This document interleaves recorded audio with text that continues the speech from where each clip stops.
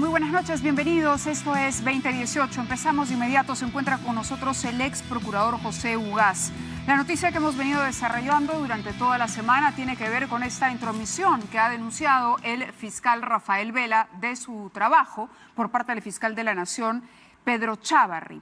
Ayer comentábamos aquí un pedido de información que hacía Pedro Chávarri sobre detalles del acuerdo, sobre cuestionamientos al acuerdo que se ha firmado de colaboración eficaz con la empresa Odebrecht, a lo que el propio Vela decía que esto era una intervención, que los detalles son detalles reservados, pero que todavía falta incluso un viso más, que es el visado del juez para poder dar por cerrado ese trámite. El hecho concreto es que el día de hoy el procurador del caso Lavallato, Jorge Ramírez, le dio la razón también a Rafael Vela sobre este tema. Y justamente hoy hay información interesante porque se ha confirmado, la Procuraduría ad hoc del caso Lavallato ha incorporado a Graña y Montero, JJ Camet e Ixa como terceros civiles responsables en el caso de la carretera interoceánica sur. Por lo tanto, también tendrán que pagar parte de la reparación civil, como se estableció este monto de 600 y pico millones para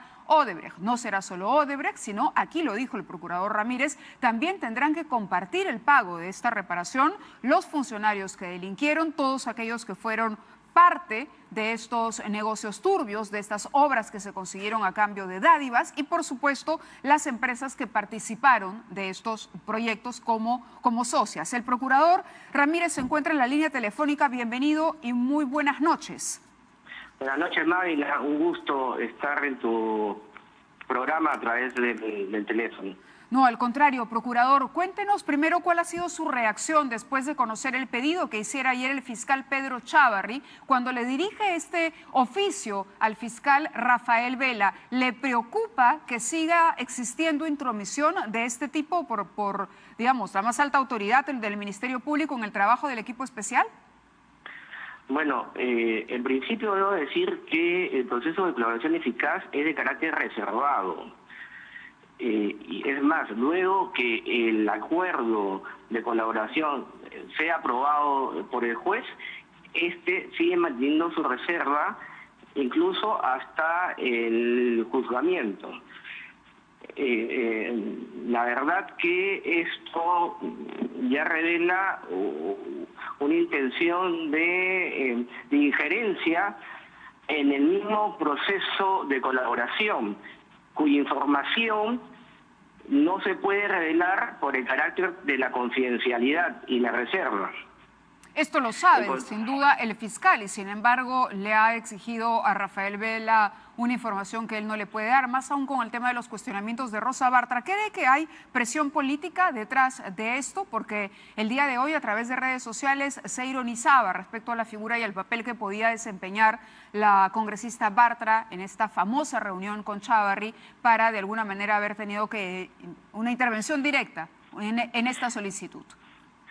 Mire, y sobre los parlamentarios yo no me voy a referir. Correcto. Sin embargo, porque respeto las opiniones de cualquier congresista, sin embargo, tengo que decirle a la opinión pública que estos son delitos de gran corrupción, son delitos de poder,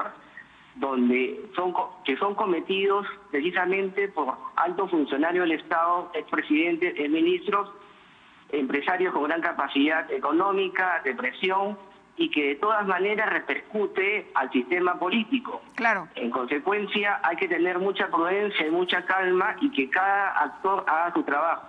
En ese sentido, es importante, ¿no?, y sensato que los fiscales sigan en esta investigación, porque estamos a puertas de cerrar el acuerdo de colaboración eficaz, donde van a dar la información necesaria que consoliden los casos que se están investigando en la actualidad por el Ministerio Público. La noticia de hoy tiene que ver con la incorporación de 3 empresas como terceros civiles responsables en el caso de la carretera interoceánica sur. Hablamos de empresas peruanas, Graña y Montero, JJ Camet e Ixa.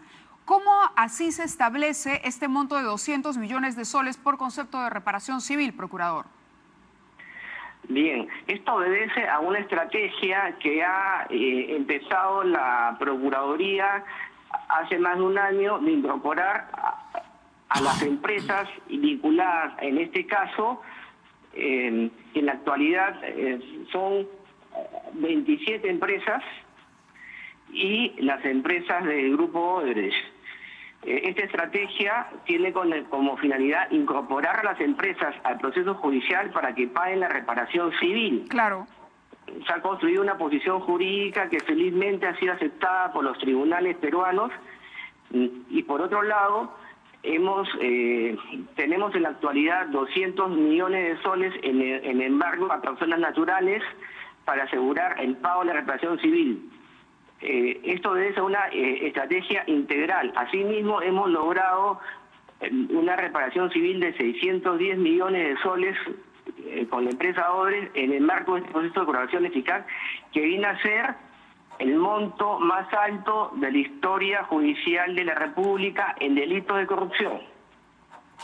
Entonces, estamos avanzando de manera coordinada con el equipo especial liderado por su coordinador Rafael Vela. Claro. Los montos que se ha llegado en el caso de los 610 millones de soles, en el caso de la evaluación eficaz, son en base a una ley aprobada por el propio Congreso de la República y por su reglamento, donde establecen las fórmulas para medir esta reparación civil, que se basa en 3 criterios. La utilidad estimada de la empresa en el proyecto, sí, la cuota de participación de la empresa en el proyecto donde se reconozcan los sobornos y la capacidad de pago. Y como cuarto factor, la exención de la pena, es decir, si le aplica o no la pena al directivo. Entiendo. ¿Usted diría que es un mensaje a la población cuando se cuestionaba y se decía qué pasa con las consorciadas? A ver, una noticia como esta es una buena noticia para decir que no se trata únicamente de Odebrecht, sino que el equipo especial y la Procuraduría también están trabajando atentos a las responsabilidades de las otras empresas que formaron parte de toda esta telaraña de corrupción o de contratos que estarían siendo objeto de investigación. Sí, si me permite precisar. Por favor. Las consorciadas, además de estar en el caso del tren eléctrico, el día de ayer han sido incorporadas en el caso interoceánica, ¿no? Pero además no olvidemos que usted hace referencia a empresas peruanas. Es que nosotros tenemos el caso Lavallato peruano, nuestro caso se denomina el Club de la Construcción. Ese caso está avanzando y está a cargo del fiscal Juárez y hay que dejarlo trabajar, hay que darle las garantías y las seguridades de permanencia en su cargo, porque tarde o temprano va a dar frutos el referido caso. Correcto. Y hay información que obviamente no se puede revelar. Pero lo que sí puedo decir es que el acuerdo de colaboración eficaz con Odebrecht va a tener un efecto dominó respecto a otras empresas que ya se van a empezar a someter a los procesos de colaboración eficaz. Correcto, procurador. Muchísimas gracias por su atención esta noche. Nada. Ha sido Jorge Ramírez, procurador ad hoc para el caso Lavallato. Y ahora sí hablamos con el ex procurador anticorrupción, José Ugaz. Bienvenido. Gracias por estar con nosotros. Buenas noches, Mávila. Parece que el trabajo del equipo especial y de la Procuraduría comienza a dar frutos finalmente. Estamos a punto de cerrar un acuerdo. Sin embargo, todavía aparece la figura de Chávarri tratando de boicotear o de poner piedras en el camino para que esto se concluya con éxito. Es lamentable, pero se veía venir, ¿no? Esto es una crónica anunciada. Desde que empezó toda esta historia de cuestionamientos al fiscal de la Nación, dijimos que esto iba a afectar el normal funcionamiento del Ministerio Público, empezando porque debía ser una persona intachable y resulta que tiene 3 o 4 acusaciones en su contra. En segundo lugar, porque ha perdido autoridad sobre su institución. Hemos visto que fiscales de distintas denominaciones y jurisdicciones han hecho pronunciamientos públicos diciendo que debe dar un paso al costado. Y en tercer lugar, porque ha empezado a reaccionar desde la Fiscalía de la Nación a dar golpe por golpe. El presidente decía algo, le respondía con un tuit diciendo que lo iba a investigar. El presidente o el Ejecutivo hacía una movida y de pronto involucraba al exministro Torne en una investigación, le abría la investigación a Yufra, después lo hizo con Bruce y con la vicepresidenta, etcétera. Y ahora después de que él mismo decide cambiar al doctor Hamilton Castro y entronizar al doctor Vela como el único coordinador de las fiscalías del equipo especial, ahora resulta que como Vela ha demostrado tener independencia y apoyar el trabajo que viene haciendo su equipo, empieza a hostilizarlo con una serie de pedidos que, por más que digan que forma parte de su ámbito de control administrativo y que es un reordenamiento general de la Fiscalía, todo se sabe en este país y ya la información viene circulando hace días atrás de que, aprovechando las fiestas, tendría una intención de cambiar. Incluso circuló el nombre de Concha como la persona que iba a reemplazar a Vela ante esta situación. Felizmente ya se sabe quién es Concha, claro, pero y supongo que eso no prosperará. Él lo negó en su momento y luego apareció la información sobre Concha que lo dejaría, caramba, frente al ojo público, fuera de camino. Pero ¿todavía maneja usted esas versiones? ¿Escucha rumores de que existe esa posibilidad? ¿El fiscal podría hacer ese cambio? Bueno, Concha creo que estaría totalmente descalificado para esto. Pero este otro... pedido de la información sobre el contenido del acuerdo con Odebrecht y por otro lado el inventario de los casos. ¿Qué significa cuando a un funcionario público le piden a fin de año que haga un inventario de los casos que tiene? ¿Tiene la sensación que le está diciendo pásame el expediente para que tu sucesor vaya enterándose de cómo viene la mano? Mi impresión es que está lanzando globos de ensayo a ver cómo reacciona la opinión pública, cómo reaccionan los fiscales, qué temperatura va a tener que enfrentar si es que decide tomar esta situación, y esperemos que ante una reacción unánime tanto de autoridades como de ciudadanía en general no tenga el atrevimiento de hacerlo, ya no solamente por su propia posición, sino por el gravísimo momento en el que esto ocurriría. El 14 de enero deben estar los fiscales sentados en Brasil por 4 días completos interrogando a 23 personas. Y esa se sabe que esa información, se ha dicho en todos los tonos, que va a darle un giro y una dinámica fundamental a las investigaciones. Es como tratar efectivamente de cambiar al jinete en medio de la carrera, lo que evidentemente va a tener consecuencias nefastas, diría yo, para el avance de las investigaciones. Por eso, estamos en cuenta regresiva y el ánimo, vale decir, de los protagonistas políticos de esta historia, que se podrían ver más afectados, está cayendo en desesperación. Estamos viendo el caso de Alan García, por ejemplo, el caso de Keiko Fujimori. ¿Qué opinas sobre el tema de la abogada de Keiko Fujimori? ¿Es un reclamo justo el que ella hace? Mire, yo la he escuchado largamente en la mañana en un programa de radio donde ella ha dicho que la pretenden aniquilar profesionalmente, que esto le genera un desprestigio profesional y que la anulan porque, de acuerdo a las reglas de conducta que le han impuesto, prácticamente no podría hablar con nadie. No podría hablar con su patrocinada, ejercer, porque es otra investigada más. Así es, ni con sus abogados copatrocinadores de otros casos. En primer lugar, yo he escuchado algunas reacciones que me parecen absolutamente irreflexivas cuando sostienen que los abogados somos intocables. Los abogados no somos intocables. El ejercicio de la defensa efectivamente debe estar rodeado de garantías para los defendibles y para el abogado para que tenga espacio de ejercer su profesión sin ningún tipo de límite ilegal.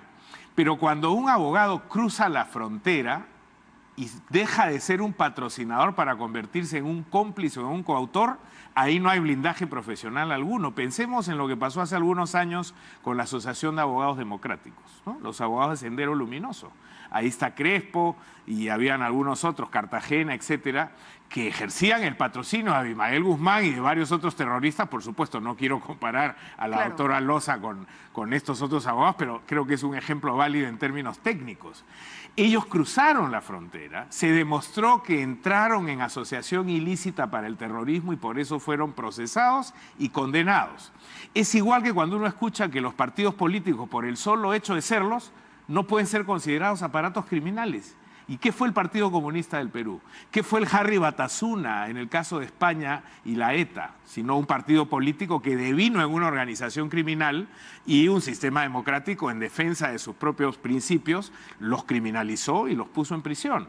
Entonces hay que tener mucho cuidado. Yo no conozco al detalle cuál ha sido la participación de la doctora Loza en esta historia. Claro, se habla de una participación a través A ver, la recomendación de abogados, por lo menos públicamente es lo que se sabe, supongo que el fiscal tiene algunos otros elementos que no ha hecho públicos, pero la intervención directa para que los testimonios de estos falsos aportantes se mantengan, que no digan la verdad. Yo sé lo que he leído en los medios. Mi primera reacción es, a priori, ¿un abogado puede ser comprendido como procesado? Por supuesto que sí. Eso sí. No hay ningún motivo para que no. ¿Podría el fiscal que ve el caso de la patrocinada ser el mismo fiscal que la comprenda como investigada a la abogada o debería ser otro fiscal? En este caso no José Domingo Pérez, sino otro. Acá hay una unidad de causa y entiendo que la imputación que le hacen a los abogados tiene que ver con la materia y conocimiento de esta fiscalía. No tendría ningún sentido cercenar el caso cuando lo que se le estaría imputando a los abogados es obstrucción de justicia en esa investigación y una participación activa en calidad de cómplice o coautores para presionar a testigos para que distorsionen la verdad, que es el hecho de los testaferros que el fiscal está investigando. Entonces, a mí me parece que tiene toda lógica. ¿Y qué alternativa tiene Keiko Fujimori para defender su derecho, el derecho a contar con un abogado? Porque en las condiciones en las que están lo que la ley le garantiza es que ella, como cualquier imputado, tiene el derecho de elegir a un abogado de su confianza. Si el abogado A no puede seguir ejerciendo su defensa porque se va del país, porque enferma o en este caso porque está inhabilitado por ser un investigado, tiene decenas de miles de abogados. Por cierto, abogados no faltan en este país y ella misma ha tenido otros abogados, varios, y podría elegir algún otro que simplemente se sustituya en este caso. ¿De Loza y de Fujimori le suenan a victimización? Yo creo que esa ha sido una actitud desde el inicio, ¿no? Tratar de decir que aquí hay una persecución política en tonos distintos, pero parecido a lo que ha ocurrido con otros imputados, que aquí no hay ninguna prueba, que esto se trata de una venganza por ser la hija de Fujimori o porque el fiscal estaría digitado por intereses políticos. Nada de eso se ha probado.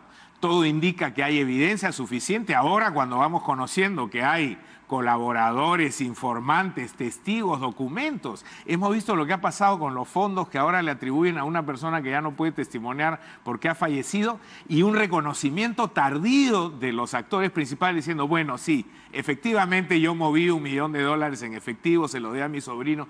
Entonces, conforme los fiscales van presionando, vamos viendo que van adecuando la verdad a sus propios intereses. Entonces hay que tener mucho cuidado en sostener que aquí hay algún tipo de persecución excesiva de parte de los fiscales. Ellos manejan sus pruebas y en todo caso sabrán dar cuenta de esto conforme se vayan produciendo las etapas procesales correspondientes. Claro, en esto de la intromisión de la justicia, de la intromisión política en la administración de justicia, acá estaba leyendo una columna suya del 14 de diciembre, pero quería preguntarle por la visita sospechosa de Rosa Bartra al fiscal Chávarri. Ella dice que es para coordinar asuntos de la Comisión de Constitución que tienen que ver con la reforma judicial. Pero llama a sospecha que es la congresista la que cita a Rafael Vela como la única persona que ha hecho cuestionamientos, digamos, al acuerdo, más aún cuando no se conocía nada, ni siquiera generalidades de ese acuerdo, que son las que Vela dice puede dar a conocer, porque él incluso ha dicho, para que la sociedad esté tranquila, cuento estas cosas, pero la población tiene que entender que este es un acuerdo que al detalle yo no puedo revelar, porque de lo contrario estaría faltando al propio ejercicio de un compromiso, de un compromiso profesional y de una metodología que aplique en estos casos. Vela visita el viernes a Chávarri, Chávarri el lunes se refiere a los cuestionamientos. Bartra visita a Chávarri el viernes y el lunes pasa esto. Aquí Fuerza Popular, a través de la victimización de Keiko y de esta presión que podríamos atribuir a Bartra, digamos, ¿es una historia verosímil o simplemente es producto de una mente antifujimorista que puede haber estado regando esto a través del Twitter? Primero es sorprendente la agenda de visitas que tiene el fiscal de la Nación en los últimos días, ¿no? Recibe al congresista Donaire, que está en una situación penal insostenible y protegido por sus... Incomprensiblemente protegido. Incomprensible e ilegalmente protegido por sus compañeros del Congreso, y sin embargo va a hablar con el fiscal de la Nación y ahora sale con una historia diciendo que él quería saber por qué en una agenda estaba el nombre del fiscal. Es decir, una cosa absolutamente fuera de contexto. Claro, eso suena fui a la vecina a pedirle una taza de azúcar porque me faltaba para... Sal para mi huevo. Exacto. Digamos, ¿no? Y luego tenemos el caso de la señora Bartra, que ha conducido una investigación que no ha llegado a ningún lugar con un gasto ridículo de recursos en el Congreso, cuando la Fiscalía ya tenía estas investigaciones en curso. Es la crítica número 1 de los fiscales y su trabajo, y de pronto ella reacciona y vemos que la Fiscalía de la Nación se produce inmediatamente una consecuencia. Ese ya se está convirtiendo en un patrón.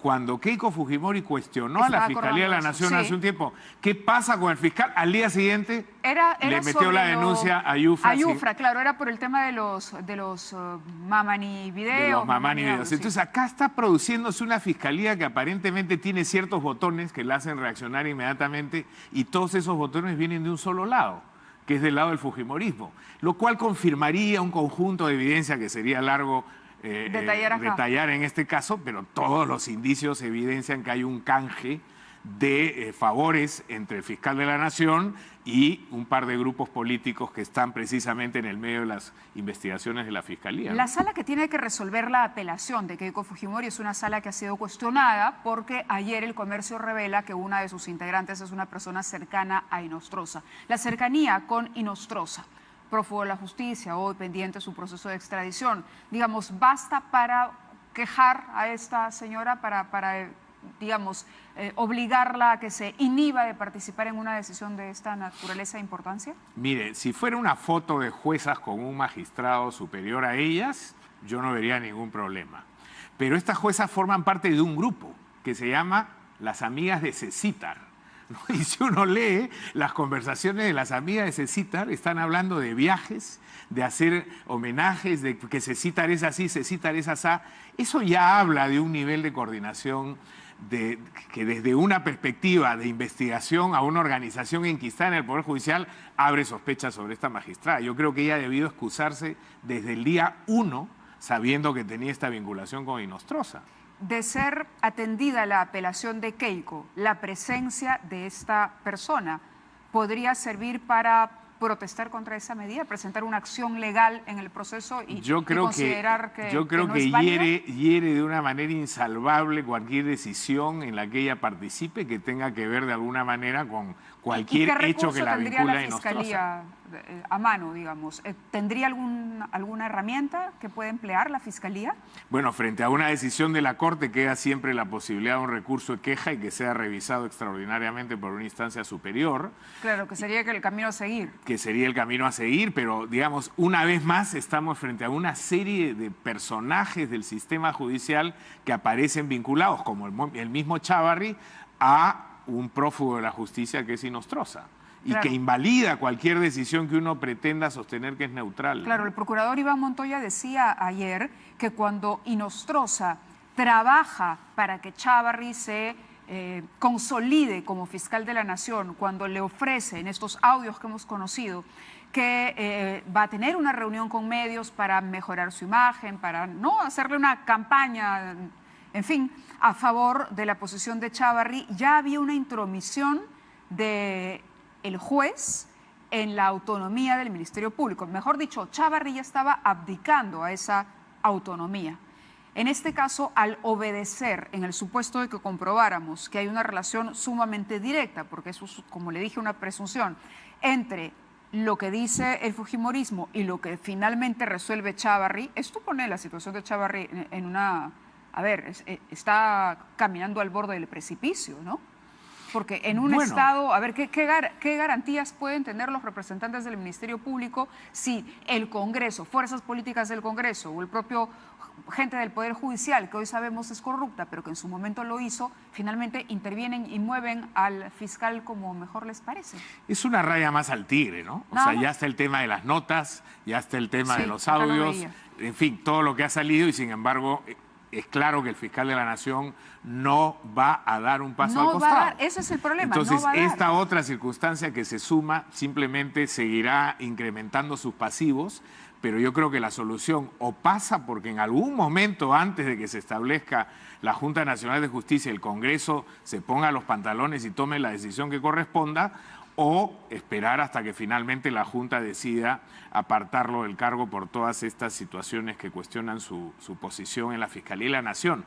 Pero yo, respecto al comentario de Iván Montoya, iría incluso un paso más atrás. Si uno toma esto en perspectiva, lo que estaba haciendo Inostroza era construir una red a la interna, seguramente para conducirla a él después, incluso subordinando a Chávarri a su propia posición, en la que estaba el presidente de la Corte del Callao, estaban estas juezas, habían fiscales. ¿Por qué él empieza a coordinar con los miembros del Consejo Nacional de Magistratura. Oye, ¿cómo le ha ido en las notas? A Chávarri. A Chávarri, a Concha. Claro. Él pregunta por Concha. ¿Cómo le fue a Concha? Él empieza a colocar sus fichas en el sistema para en algún momento tener el control de todo el aparato.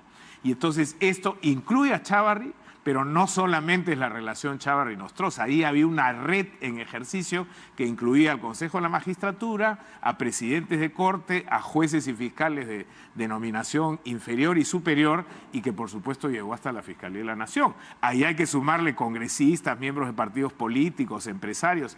Esto es lo que hoy día los estudiosos en materia de corrupción llaman un sistema operativo de corrupción. Eso es lo que estaba montando Nostroza en el Perú. Enhorabuena, no llegó a montarlo. Bueno, pero no sabemos quiénes han quedado como sucesores de Nostroza en estas pretensiones. Bueno, cuando se generan estos niveles de infección, siempre el antibiótico toma su tiempo en hacer su efecto, y es lo que llamamos algún tiempo y discutimos aquí el proceso de purga, sí, ¿no? Sí, es correcto. Nada más solamente reparar algunos aspectos que usted cita en la columna. Dice, una noche a la ex viceprimera ministra sueca Mona Sahlin le provocó una barra de chocolate.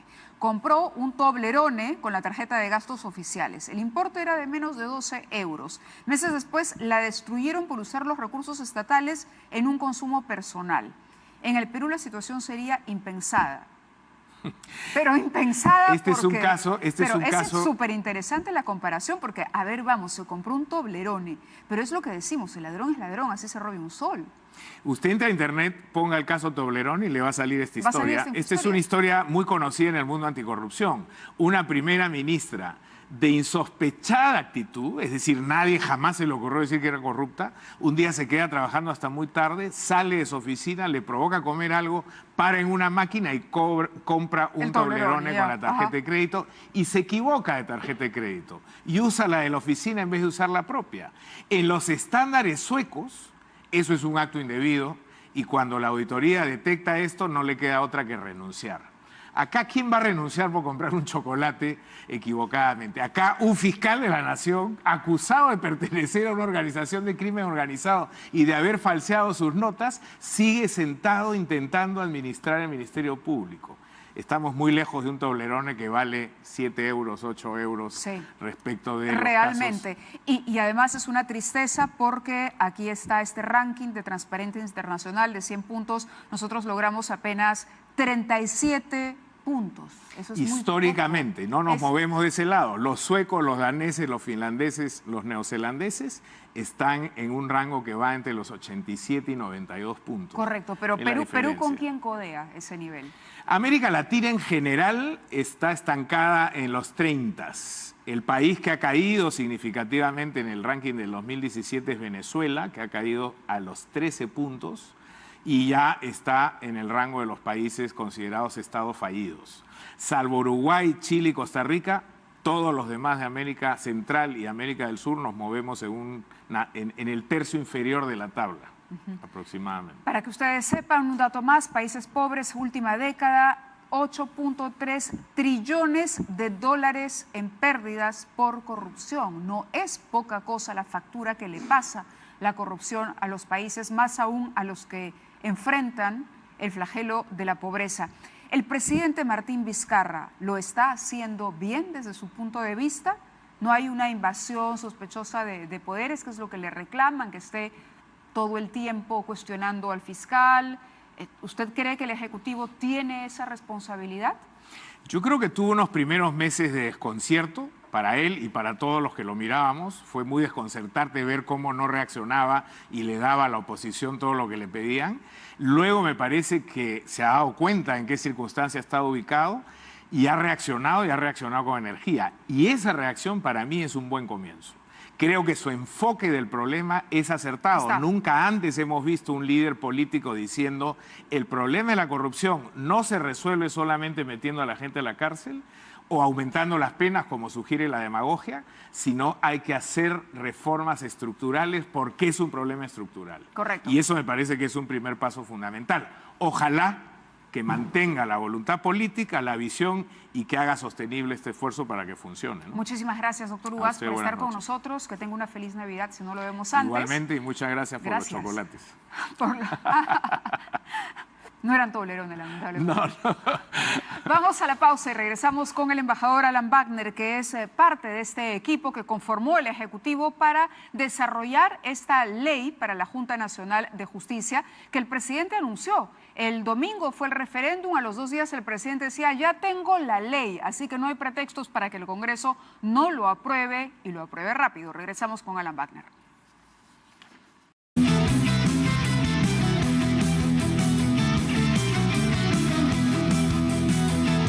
Muy bien, IDL Reportero, solamente para contarles, a través de Twitter ha publicado lo siguiente: último, fotos inéditas de Alan García en la celebración de Odebrecht por su 30º aniversario en el Perú, días previos a la firma del contrato por el tramo 1 del Metro de Lima. Y bueno, está linkeado el informe en su extensión que ustedes pueden leer a través de IDL Reporteros. Y esas son las fotos a las que se hace alusión.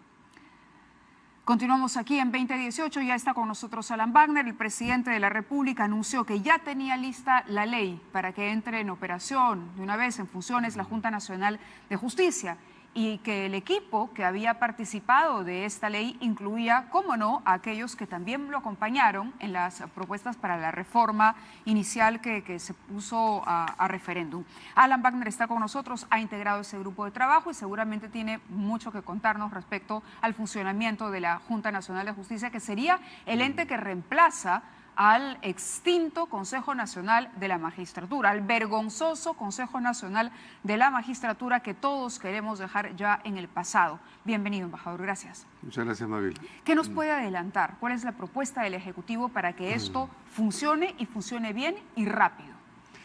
Bueno, en primer lugar, lo que se sometió a referéndum respecto de la creación de la llamada ahora Junta Nacional de Justicia ya está bastante detallado, ¿no? El acuerdo del Congreso, ¿no? así lo consigna, y el proyecto de ley orgánica que se ha presentado lo que hace es desarrollar mucho más, obviamente, todos los procedimientos, ¿no?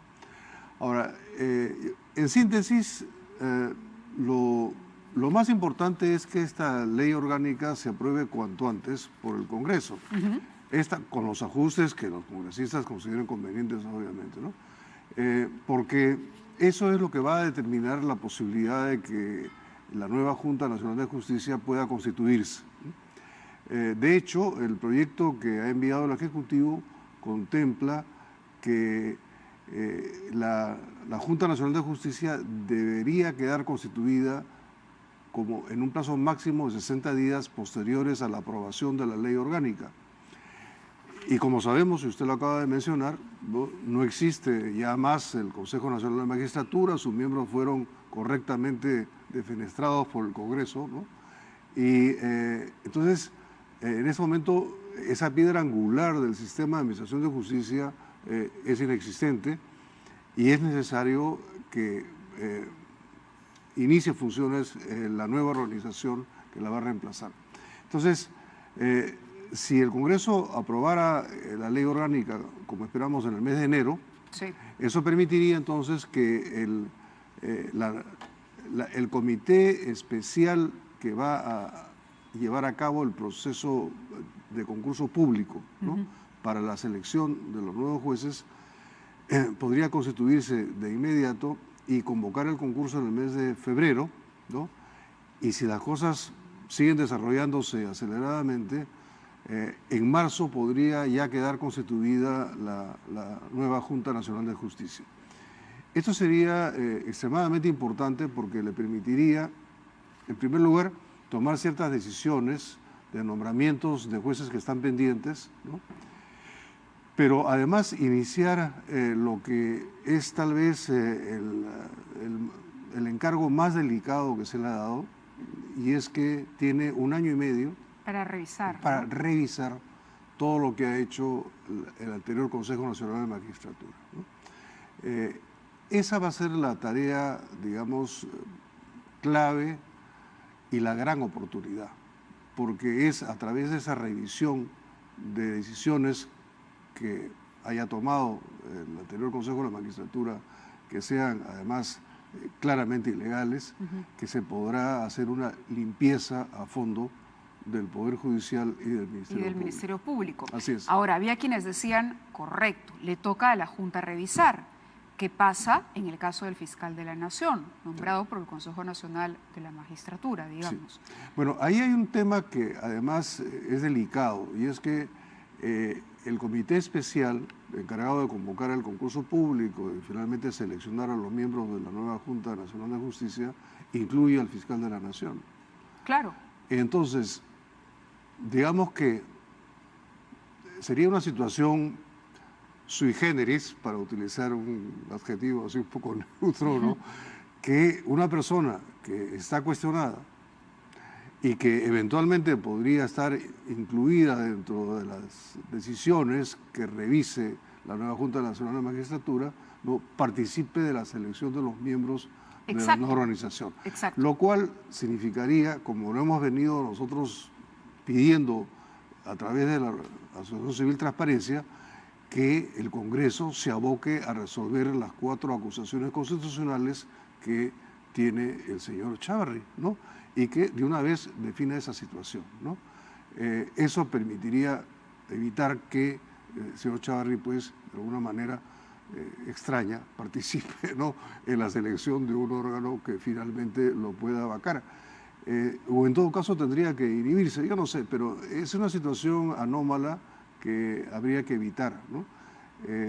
Yo creo que, bueno, pero ojalá que resuelto ese problema, lo importante es que la nueva Junta deberá abocarse a revisar esos casos y es un número que, según la información que nos ha llegado a nuestra pequeña comisión, que de alguna manera continúa viva, ¿no?, a pesar de que ya concluyó. ¿No? Sí, pero bueno, igual. Ocasionalmente, ¿no?, recibimos consultas como, por ejemplo, esta vez, ya cuando el Ministerio de Justicia había preparado el proyecto de ley orgánica, claro, ¿no?, el presidente nos pidió que le echáramos una mirada, cosa que hicimos, ¿no?, rápidamente, pero lo interesante acá es que se pueda llevar a cabo este proceso de revisión de los casos y luego la Junta comience también a examinar todo aquello que se ha acumulado, ¿no?, en estos meses de no funcionamiento del Consejo Nacional de la Magistratura. Quería aprovechar su presencia en el programa para preguntarle por esta ley de financiamiento ilegal de campañas que el presidente anunció observará. ¿Cómo analiza esta situación? Porque por otro lado, también el presidente del Congreso ha dicho yo no la firmo, el presidente Vizcarra ha dicho yo la voy a observar y sin embargo el Congreso dice no vamos a aceptar una reconsideración. ¿Qué pasa? Bueno, mire, pues eso sería lamentable, ¿no?, porque es muy mala y está probado que es muy mala. Es decir, asimila el caso de las aportaciones, ¿no?, con dinero ilegal a campañas electorales a una modalidad, ¿no?, debilitada de lavado de activos, claro, por un lado debilitada, además con penas inferiores a los casos claro, es como si lavar activos, ¿no?, participando de una campaña política sea menos grave que hacerlo en otras circunstancias. Así es.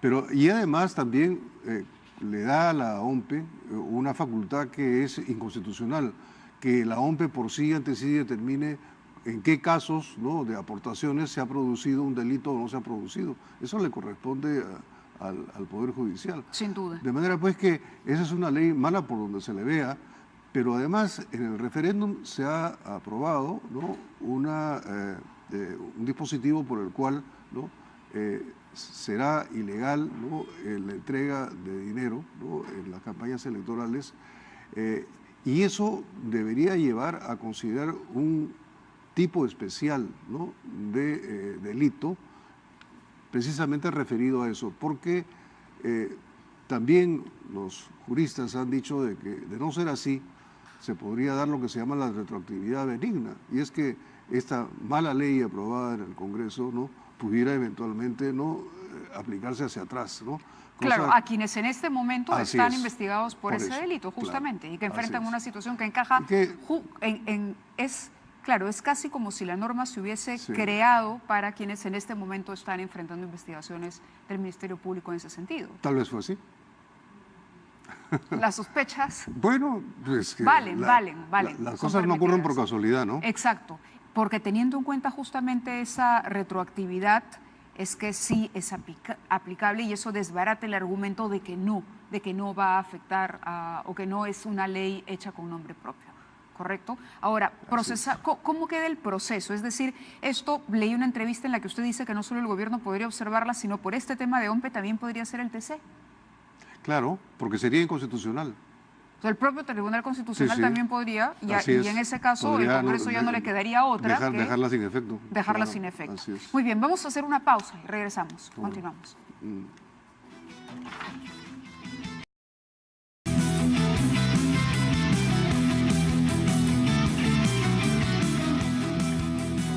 Sí. Muy bien, continuamos con el embajador Alan Wagner y quiero aprovechar además su relación con Transparencia para preguntarle por la situación del equipo especial. ¿Cómo ve desde su lógica esto que está, digamos, que ya no se guarda en la reserva? Es decir, para que Rafael Vela, a quien se ha descrito siempre como un fiscal muy moderado, una persona muy serena, en una audiencia de apelación tenga que hacer uso de la palabra y decirle, advierto a la opinión pública que esto está pasando, es que estamos llegando a límites, ¿no? Absolutamente. Yo creo que eso refleja la gravedad de lo que está ocurriendo al interior del Ministerio Público y además el riesgo que estamos corriendo como país, ¿no? Porque, como lo ha señalado además el procurador, ¿no?, encargado de estos temas, si ocurriera, ¿no?, la remoción de Rafael Vela y de Domingo Pérez y el grupo de fiscales que está trabajando este tema, ¿no?, eso significaría descarrilar el proceso, ¿no? Es decir, el acuerdo que está ya culminado con Odebrecht y que va a significar a partir del día 14 de enero, ¿no?, que empiece el Perú a recibir información de gran importancia, ¿no?, eso ya no ocurriría. Entonces, ¿no será que por eso es que querrían removerlos, ¿no? Entonces, es algo que no podemos permitir. O sea, aquí Transparencia ha sido muy clara y muy fuerte en sus pronunciamientos. Yo respaldo todo lo que ha dicho José Ugaz hace unos instantes en este mismo programa. Yo creo que eso sería de extrema gravedad, ¿no? Y yo quisiera simplemente recordar lo que ocurrió en el Brasil. Por favor. Cuando, más o menos un poco a la altura de lo que está el procedimiento en el Perú, o sea, comenzando, ¿no?, quisieron los políticos, ¿no?, sacar a los fiscales que estaban encargándose del caso, ¿no? La población salió masivamente a la calle e impidió que eso ocurriera. Yo diría que algo similar sucedería en el Perú. Yo por lo menos y la gente de Transparencia estaríamos dispuestos a dar la cara. Promovería y estaría dispuesto a salir de las calles. Debo decir que el día de hoy hemos tenido acceso a un documento, el 19 de diciembre, donde se resuelve declarar infundada la queja de oficio seguida contra José Domingo Pérez en su actuación como fiscal titular de la Fiscalía Corporativa Especializada en Delitos de Corrupción. Esta era una queja que se le había interpuesto a José Domingo Pérez por declaraciones que hizo en este programa, donde critica, justamente habla también, y que fue, digamos, la primera campanada de alerta importante, ¿no?, fuerte, que se sintió cuando José Domingo Pérez, sentado donde está usted, dijo, me han pedido que no investigue a Keiko, me han dicho que con AG no me meta, y después de eso vino una serie de procesos disciplinarios que se le abrieron en escalada al fiscal, ¿no? Se le hace una exhortación, sin embargo, debemos decirlo también, se le hace una exhortación para que, dice, se le recuerda que los fiscales se deben mutua consideración y respeto sin importar la jerarquía funcional, igual trato y consideración. Se le recuerda que debe mantener la mesura y la discreción en su trato con los medios de comunicación, a fin de no entorpecer la tramitación de los casos que están bajo su competencia. Pero lo que él defendía en esa entrevista era justamente la tramitación de los casos que están bajo su competencia, es decir, estaba defendiendo sus investigaciones de una intromisión que no venía del medio, que venía de sus propios superiores. En cualquier caso, es una buena noticia en medio de todo que se haya declarado infundada esta queja. Es una buena noticia y además también es sumamente preocupante lo que Rafael Vela reveló en esta audiencia pública, ¿no? de que están siendo hostilizados, ¿no? Que su trabajo está siendo perturbado, ¿no? Y estamos viendo que le están pidiendo informes, ¿no? Diría insólitos, ¿no? A esta altura, claro, que no puede a esta altura del año, además, ¿no? Y eso lo que significa es estorbar el trabajo. Bueno, y algo que he escuchado también en los medios, no sé si es correcto, es que incluso les han quitado la llave de sus oficinas, ¿no? No pueden entrar a trabajar. Bueno, ellos tienen un ambiente que se ha habilitado. Teníamos ayer nosotros los 7 oficios que el propio Vela dirige a quienes le tienen que entregar esas oficinas, que son oficinas que ya están listas, embajador, y sin embargo no las habilitan. Entonces el equipo especial está hacinado, tienen una fiscal menos que la retiraron y nunca pusieron a un reemplazo. Y hay, le digo, filtración de información de problemas hasta con los lápices y el papel que se utiliza, ¿no? Ahora, eso tiene que salir a la prensa, no hay forma de que uno pueda callar una situación que se está viviendo. Y bueno, nada, quería agradecerle que haya estado con nosotros porque el tiempo nos gana y tenemos a Maritza García del nuevo grupo parlamentario de la nueva bancada, podríamos decir ya Cambio 21, aquí esperando para contarnos acerca de eso también. Gracias nuevamente. Gracias, Mavi, la pausa, regresamos con Maritza García.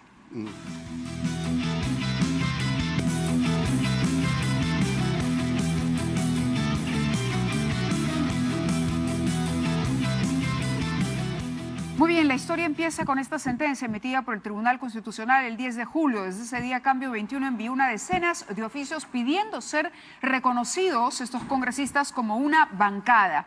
Luego está el oficio que se ha dirigido a Gianmarco Paz Mendoza, oficial mayor del Congreso de la República, pidiendo que el grupo parlamentario Cambio 21 sea ya finalmente reconocido. Estelita Bustos, Sonia Echevarría, Lisbeth Robles, Marita Arévalo, Clayton Galván, José Marvin Palma, Luis Alberto Yica, Maritza García, Lucio Ávila Rojas. Y tenemos la respuesta finalmente que ofrece Gianmarco Paz Mendoza, donde finalmente anuncia que, y esto luego de una decisión tomada por el presidente del Parlamento, el congresista Daniel Salaverry, que sí, que están habilitados y que tenemos nueva bancada. Marisa.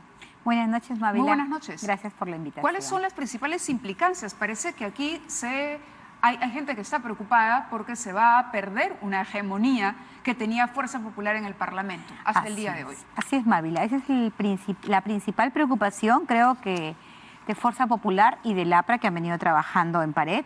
¿Por qué? Porque acá ellos van a perder comisiones, y sobre todo las comisiones más importantes, entre ellas la subcomisión de acusaciones constitucionales, que ha servido para flagelar a los adversarios políticos y a los altos funcionarios que no caminaban al ritmo que ellos querían. En segundo lugar, vamos a tener parte en la mesa directiva, y lo más importante también, Mávila, que para los acuerdos de la Junta de Portavoces, para agendar los temas del Pleno, solo bastaban los votos de Fuerza Popular y del APRA. Pero ahora, si nosotros tenemos representación de los diferentes subgrupos que se van a crear, vamos a tener una representación y vamos a poder votar para ponerle un parche a todos aquellos proyectos que quieran ellos viabilizar, desviándolos de las comisiones que corresponde según el caso, ¿no? Según la temática del caso. Hemos visto varios proyectos de ley que no han pasado por comisiones, pero porque han sido aprobados en la Junta de Portavoces por Fuerza Popular y por el APRA. Estos errores se corregirían, y ese es el temor de que ahora va a haber una hegemonía y que va a haber una igualdad, y que definitivamente vamos a tener vocerías, que esto va a mermar la fuerza política que ellos tienen. Ahora, otra consecuencia que se puede advertir es que esos congresistas que no querían dejar todavía Fuerza Popular, pero que en su momento se acercaron a ustedes para incorporarse, pero que no lo hacían porque no eran finalmente una bancada y no contaban con esa categoría dentro del Parlamento, ahora sí podrían hacerlo. Es decir, podría haber una fisura mucho mayor, ya no serían solo los Avengers, sino otros miembros de Fuerza Popular que podrían tocar la puerta. ¿Ya les han tocado la puerta tras este anuncio? Tienen las puertas abiertas. Todo ha sido tan rápido porque en realidad hemos venido presionando a diferente nivel, administrativo y a nivel máximo también, que es el presidente del Congreso, para lograr este objetivo. Entonces yo creo que la prioridad ha sido la inscripción, seguramente vendrán conversaciones, pero sí, esto es una semillita que va a ir creciendo, Mávila. Este es el fujimorismo puro, está Kenji Fujimori en la cabeza. Ahora, Kenji los ha felicitado. Además. Kenji los ha felicitado, por supuesto. Ahora, después de mucho tiempo para felicitar a los que... Claro, independientemente de eso, yo creo que hay algo muy importante, Mávila. Tenemos casi 2 años y medio que es lo último que nos queda para poder trabajar por el país y priorizar los proyectos de los temas de la anemia, el tema de la educación, el tema de la salud, que es un problema general a nivel nacional. Pero si nosotros no tenemos una bancada mayoritaria que haga contrapeso a Fuerza Popular, pues no vamos a tener el éxito que queremos. Por mí, que todos los 22 parlamentarios independientes hagamos una sola bancada. Esa es mi perspectiva personalísima. Yo no sé si los demás compartirían ese criterio, claro, pero sería saludable por el país. Claro, aquí tengo justamente el oficio que corresponde, digamos, a la bancada liberal, que sería otra bancada integrada por Alberto de Belaunde, Vicente Ceballos, Guido Lombardi, Francesco Petrosi y quien suscribe, Gino Costa. Ellos formarían otra bancada. Usted lo que quisiera es que todas las otras bancadas se pudiesen unir, pero parece que aquí, claro, cada uno quiere tener derecho a su propia bancada porque entiendo que tienen temas afines. Claro, pero aparte, o sea, muy aparte del tema administrativo que podría generar algunos derechos como son las asesorías técnicas, los espacios físicos, vamos al tema de fondo. O sea, ellos pueden tener su propia bancada, su propio subgrupo, pero que los principios que nos rijan sean afines a los intereses del país. Eso es lo que yo busco. O sea, pudiera ser que de repente Gino Costa no quiera ser parte de nuestro grupo, pero sí pudiera ser que políticamente trabajemos de manera conjunta. A eso me refiero, ¿no? Porque a veces por el tema del nombre, no, Cambio 21 me identifico con el fujimorismo, no. Olvidémonos de eso. Volteemos la página. ¿Fujimori no quiere que usen ustedes Cambio 21?